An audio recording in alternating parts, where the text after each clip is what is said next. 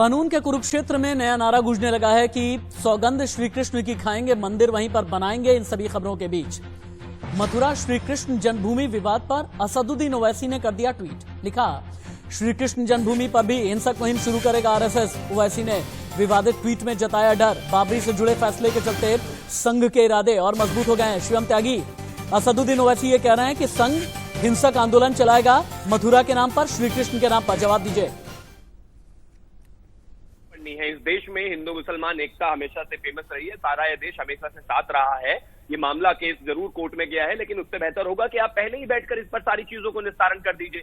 पहली चीज तो सबसे बड़ी बात यह है कि मुसलमानों के रहनुमा असदुद्दीन ओवैसी है नहीं, और वो जिस तरह से सोचते हैं इस देश के सारे मुसलमान उस तरह से सोचते नहीं। मैं तो फिर भी यही कहूंगा, जिस तरह से आपने ग्राउंड रिपोर्ट अभी दिखाया और वहां पर खुद मथुरा के लोग इस बात को मानते हैं कि ठीक है, जो चीजें हुई है वो हुई है, उसको बैठकर निस्तारण कर लिया जाए। और राशिद भाई, आप भी हैं, मैं भी हूं, अलग अलग धर्म से आते हैं, लेकिन श्री कृष्ण की जहां पर बात आती है वहां पर तो ये पूरा देश एक ही है। कोर्ट में जाए उससे बेहतर है कि ये मसला आपस में मिल बैठकर ही सॉल्व हो जाए, क्योंकि बहुत ज्यादा चीजों की बात नहीं हो रही है, बहुत ज्यादा मंदिरों की बात भी नहीं हो रही है। आप नहीं, बहुत सारे एग्जाम्पल्स अभी यही बैठकर मैं लेकिन समझ नहीं पाता। मैं एक चीज नहीं समझ पा रहा हूं, चूंकि क्या है ना, हमारे हिंदुस्तान की एक क्या कह लें राजनीतिक बदनसीबी है कि भगवान जो होते हैं ना, हर पॉलिटिकल पार्टी के अपने अपने पेटेंट हो जाते हैं, और समाजवादी पार्टी के जो पेटेंट है प्रभु श्री कृष्ण हैं।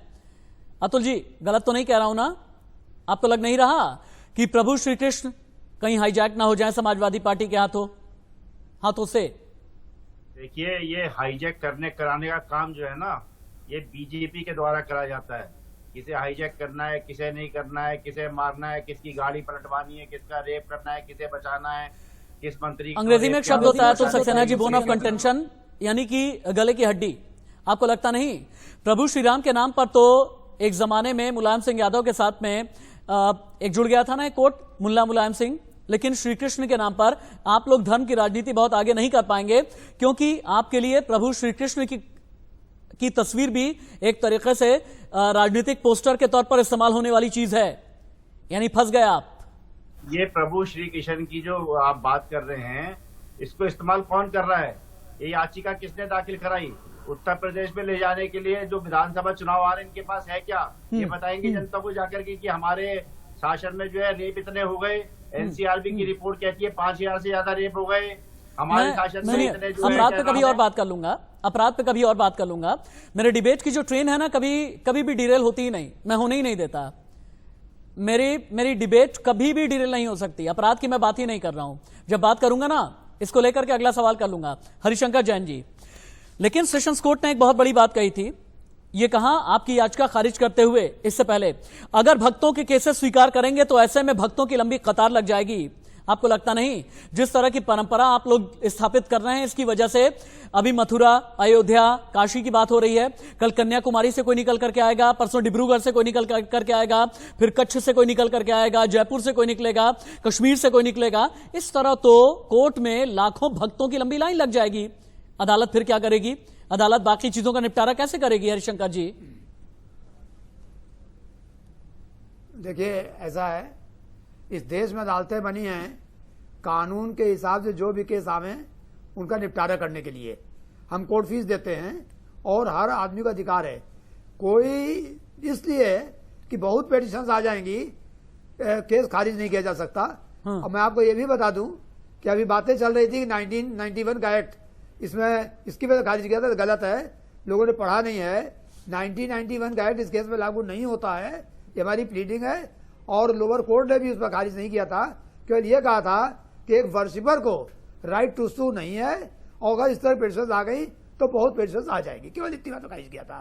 और इसके बाद में जबकि मामले सुप्रीम कोर्ट ने अयोध्या केस में 5 जजों ने जजमेंट दिया है कि वर्शिपर हैज ए राइट, और जहां मंदिर का मिसमैनेजमेंट हो रहा है वहां हमको अधिकार है आने का। अच्छा, आप ये बताइए, स्वतंत्र भारत में कश्मीर में कितने मंदिर टूट गए? आज क्या हमको रेमेडी नहीं है? क्या हम उसके लिए बात नहीं कर सकते? यानी आप अन्याय करते चले जाए और हम ना बोले, केस आ जाएंगे।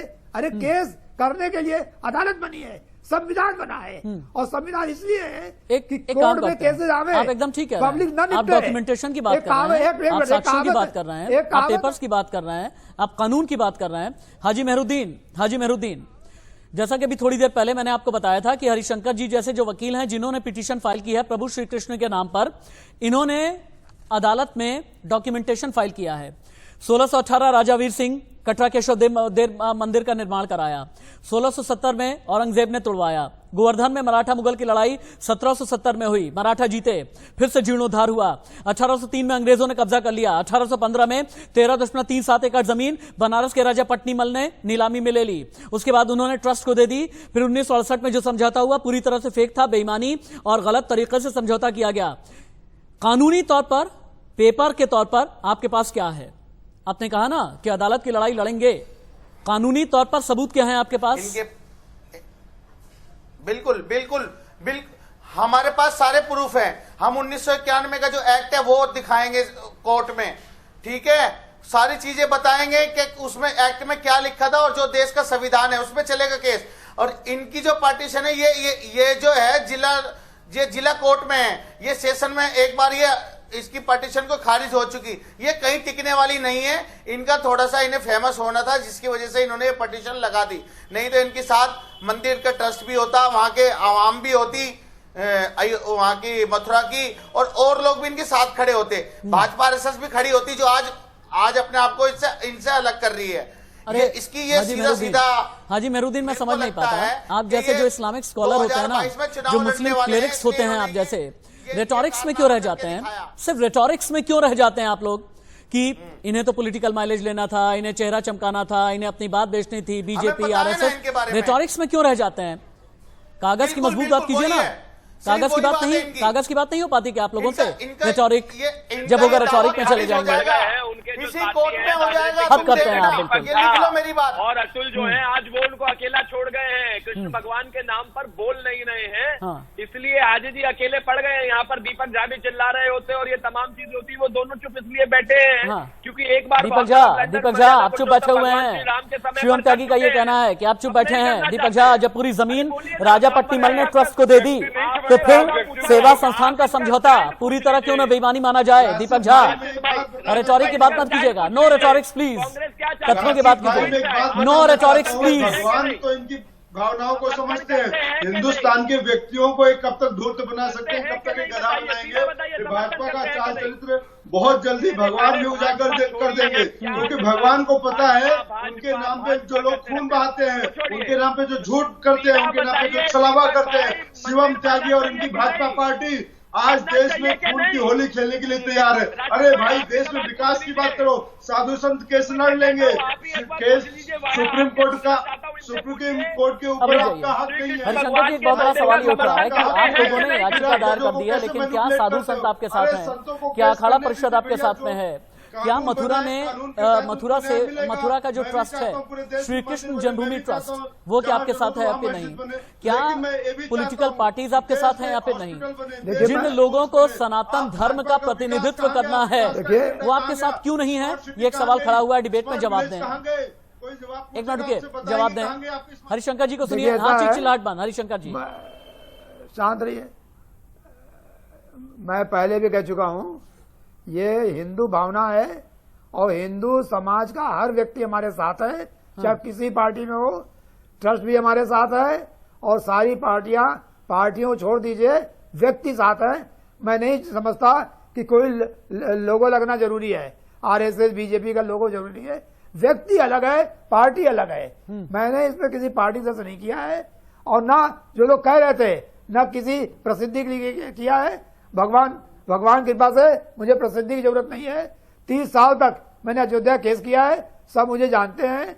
मैं 67 साल का हो गया हूं, मरने का कगार पर हूं, मुझे कोई अब प्रसिद्धि की जरूरत नहीं है। सवाल यह है कि ये हिंदू भावना है और हिंदू भावना मेरे दिल में है, मैं उसको करूंगा, अभी और भी करूंगा, और भी अभी मंदिर उनके लिए भी करूंगा। इसमें किसी पॉलिटिकल बात करना बेईमानी है। और दूसरी बात यह है कि ये हरिशंकर जी जिस हिंदू भावना की बात कर रहे हैं ना, किसका साथ नहीं है, ये धर्म की भावना नहीं है, ये हिंदुस्तानी की भावना है। मुकदमा कोर्ट में कानून चलता है, कितने साथ है इससे नहीं चलता। हिंदुस्तानी की भावना है और हिंदुस्तानी की भावना के साथ अगर आप नहीं है ना, असली भारतीय नहीं कहलाएंगे। हाजी मेहरुद्दीन नहीं कहलाएंगे असली भारतीय। अरे ये अब तक कहां थे? अरे मस्जिद तो कहीं और भी तामीर हो सकती है ना, मस्जिद तो कहीं और भी तामीर हो सकती है ना। इस्लाम में तो ये कहा गया है ना कि आप नमाज पढ़ने के लिए जरूरी नहीं है कि आप अपने आप को एक दायरे में ही बांध करके रखें। इस्लाम में न जाने कितनी हदीसें हैं, ये आप भी जानते हैं, मैं भी जानता हूं, मैं राशिद हाशमी भी जानता हूं, लेकिन नहीं, अपना दावा ठोक करके रखना है, अपने आप को चमका करके रखना है। हरिशंकर जी जैसों को पहचान की जरूरत नहीं। हाजी मेहरुद्दीन आपको है, हाजी मेहरुद्दीन। अच्छा जी, मतलब ये इतने बड़े आदमी हैं, ये इन्हें जानता कौन है? इनके साथ तो इनके पड़ोसी भी साथ में नहीं है। हाजी मेहरुद्दीन, इन्होंने एक याचिका क्योंकि आप लगा दी, हाजी तो हैं, हज करके आए हैं, आपने ये तवाफ किया होगा, से पहले आपने शैतान इनका पर बताओ, पत्थर एक बरसाए भी आंदोलन होंगे, बताइए, अपनी सोच के शैतान पर भी पत्थर बरसाए। हाजी मेहरुद्दीन, अपनी सोच के शैतान पर भी पत्थर बरसाए। जब हज करने गए होंगे ना, शैतान पर पत्थर बरसाए थे ना आपने, अपनी सोच के शैतान पर पत्थर बरसाए, ज्यादा अच्छा होगा, बहुत बेहतर होगा। शिवम त्यागी, आपका क्लोजिंग कमेंट, क्योंकि हरिशंकर जी का ये कहना है बीजेपी आरएसएस के लोगों की जरूरत नहीं, हमें नहीं चाहिए, हमें कोई लोगों। देखिए, मैं यहाँ पर पॉलिटिकली करेक्ट होने की कोशिश नहीं करूंगा। हिंदुस्तान के 130 करोड़ लोग, कोई भी ये नहीं चाहेगा, कुछ लोगों को छोड़कर, कुछ ग्रुप्स को छोड़कर, कि यहाँ पर श्री कृष्ण का जो जन्म स्थान है वो उनको ना मिले। एक आम नागरिक होने के नाते मैं सिर्फ इतना कहना चाहता हूं कि हाँ, जहां पर कोई बहुत बड़ी मांग इस तरह से नहीं है, लेकिन उसका निस्तारण हो मिल बैठकर, जैसे कि तमाम चीजें हो सकती हैं। इस हिंदुस्तान में पहले भी हुई है, बहुत पहले भी हुई है, भाईचारा हमेशा बना रहा है। उसी तरह से इस चीज को अगर किया जाए तो इस देश के लिए बेहतर होगा, तरक्की के लिए बेहतर होगा। शिवम त्यागी जी, हाजी मेहरुद्दीन, हरिशंकर जी, अतुल जी और दीपक झा जी, बहुत बहुत धन्यवाद मेरे साथ इस डिबेट में अपना बेशकीमती समय देने के लिए। कानून के कुरुक्षेत्र में अगर भगवान श्री कृष्ण हैं, तो जिन तस्वीरों के साथ में मैंने शुरुआत की थी वो तस्वीरें कुछ कहती हैं जो मेरे इर्द गिर्द हैं। ये तस्वीरें ये बता रही हैं कि राम के बाद अब बांके बिहारी की लड़ाई है। लेकिन हाँ, इतना जरूर हम कहना चाहेंगे, आंदोलन अगर होता भी है तो कभी भी 80 के दशक के अंत या 90 के दशक की शुरुआत की याद ना दिलाए, क्योंकि कहते हैं इतिहास तो बहुत बार बन भी जाते हैं, बिगड़ भी जाते हैं, इतिहास में भूल भी हो जाती है, लेकिन भूल के लिए बहुत बार सदियों को उस खता की सजा चुकानी पड़ती है। लिहाजा यहां पर बैठ करके भाईचारे के साथ मिल बांट करके अगर फैसला किया जाए, ज्यादा अच्छा, ज्यादा बेहतर होगा।